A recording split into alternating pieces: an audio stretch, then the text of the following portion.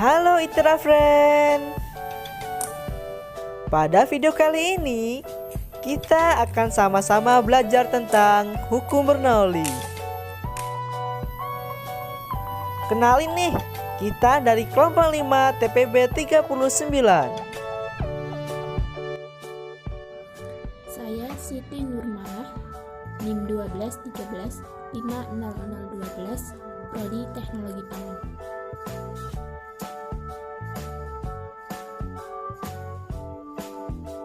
Saya Haris Punyika Putra, NIM 12133001, Prodi Teknologi Industri Pertanian.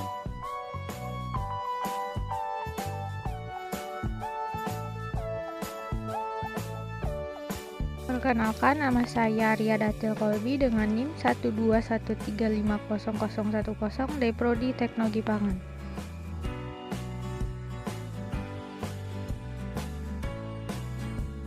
Nama saya Fernando, NIM 121350013, Program Studi Teknologi Pangan.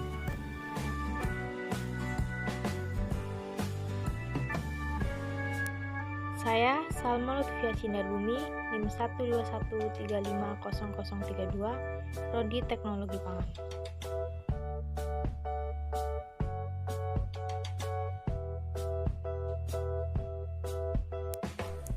Saya Farel Gemal, NIM 121350022, Prodi saya Teknologi Pangan.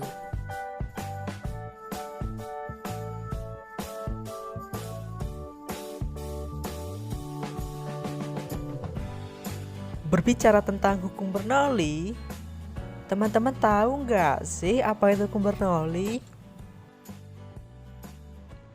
Sebelum masuk lebih dalam dari hukum Bernoulli, agak kurang nih kalau kita nggak ngebahas dulu tentang pengertiannya. Nah, sekarang kita bakal kasih tahu ke kalian apa itu hukum Bernoulli. Hukum Bernoulli adalah aturan dalam mekanika fluida yang menyatakan hubungan antara tekanan, kecepatan aliran, dan ketinggian dalam fluida dengan menggunakan konsep usaha dan energi. Nah, itulah pengertian dari hukum Bernoulli, teman-teman, di mana hukum ini berkaitan dengan mekanika fluida. Setelah kita mengetahui pengertian dari hukum Bernoulli, kita akan lanjut ke bunyi dari hukum Bernoulli ini, yaitu jumlah dari tekanan, energi kinetika persatuan volume, dan energi potensial persatuan volume mempunyai nilai yang sama pada setiap titik sepanjang suatu garis lurus. Begitulah bunyi dari hukum Bernoulli, teman-teman. Semoga menambah pengetahuan teman-teman ya. Nah, kalau kita sedang membahas suatu hukum, pasti ada penciptanya kan? Dan seperti yang kita tahu, kebanyakan suatu penemuan itu biasanya akan diberi nama sesuai dengan penemunya. Sehingga teman-teman juga sudah menebakkan kalau penemu dari hukum Bernoulli ini bernama Bernoulli. Dan nama lengkapnya adalah Daniel Bernoulli, berasal dari Swiss. Beliau adalah seorang matematikawan serta hukum ini ditemukan sekitar tahun 1700-an. Adapun persamaan dari hukum Bernoulli yaitu mengenai persamaan untuk aliran air yang tak termanfaatkan adalah sebagai berikut. Tekanan 1 ditambah setengah rho dikalikan volume 1 kuadrat ditambah rho dikalikan G gravitasi dikalikan ketinggian 1 sama dengan tekanan 2 ditambah setengah rho dikalikan volume 2 kuadrat ditambah rho dikalikan G gravitasi dikalikan ketinggian 2. Setelah mengetahui materi tentang hukum Bernoulli, kira-kira apa aja sih penerapannya dalam kehidupan sehari-hari? Salah satu penerapan hukum Bernoulli dalam kehidupan sehari-hari adalah air mancur heron. Apa sih air mancur heron?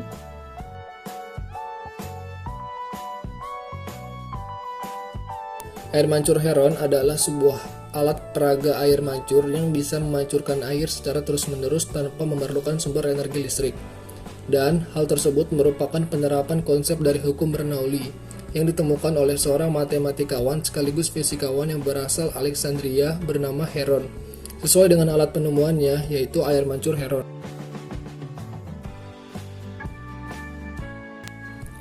Sekarang kita akan mencoba membuat air mancur heron. Tapi sebelum dilaksanakan, kita akan memberitahukan dulu ke teman-teman alat dan bahan dari air mancur heron. Teman-teman bisa mencatat ya, agar bisa mempraktikkan dari rumah masing-masing. Berikut alat dan bahan yang kita gunakan untuk membuat air mancur heron. Yang pertama, botol air mineral 3 buah, selang 1,5 meter, lem tembak, gunting, cutter, dan korek api. Setelah alat dan bahan sudah tersedia, maka teman-teman dapat mengikuti langkah-langkah dalam pembuatan air mancur heron ini, yaitu yang pertama, tempelkan bagian belakang 2 buah tutup botol dengan lem tembak. Kemudian lubangi tutup botol menggunakan cutter atau gunting sesuai dengan diameter selang air, yaitu kurang lebih 0,7 cm. Masukkan selang air ke dalam tutup botol yang sudah dilubangi. Pasang kedua botol dengan tutupnya. Gunting sebuah botol menjadi 2 bagian. Tempelkan menggunakan lem bagian belakang botol.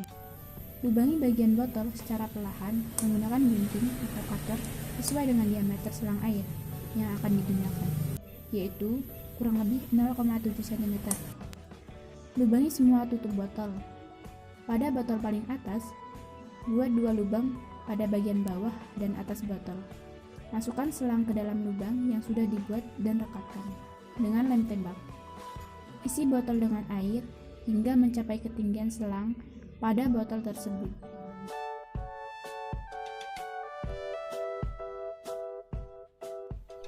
Setelah kita sama-sama belajar tentang pembuatan air mancur heron, apa aja sih kelebihan dan kekurangannya? Adapun kelebihan dan kekurangan dari alat peraga air mancur heron ini.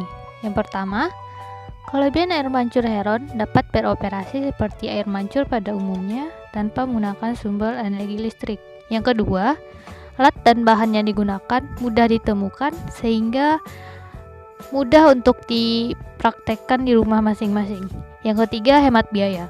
Untuk kekurangan, yang pertama, botol yang digunakan harus dalam keadaan rapat dan tidak boleh bocor, sehingga hal ini dapat menyebabkan udara pada luar akan masuk ke dalam botol sehingga tekanan pada botol tidak seimbang. Yang kedua, air mancur yang dikeluarkan tidak dapat mancur dalam keadaan yang tinggi sehingga hal ini tidak menimbulkan kesan air mancur pada umumnya. Berikut ini adalah struktur dari air mancur heron. Pada awalnya, tekanan pada wadah B dan wadah C sama dengan tekanan atmosfer. Setelah diisi air pada wadah A, air akan mengalir ke wadah C yang berisi udara. Pada saat itulah, wadah C mendapatkan tekanan tambahan yang tidak berkurang ke segala arah. Hal ini menyebabkan udara dengan jumlah tertentu pada wadah C dialirkan melalui selang ke wadah B, dan menyebabkan air pada wadah B dipancurkan melalui selang yang menghubungkan wadah B dengan wadah A. Pada saat air terdorong di wadah B, tekanan hidrostatis pada bagian atas wadah B masih sama dengan tekanan semula. Dengan begitu, tekanan air yang dipancurkan adalah selisih antara tekanan pada wadah C dan wadah B.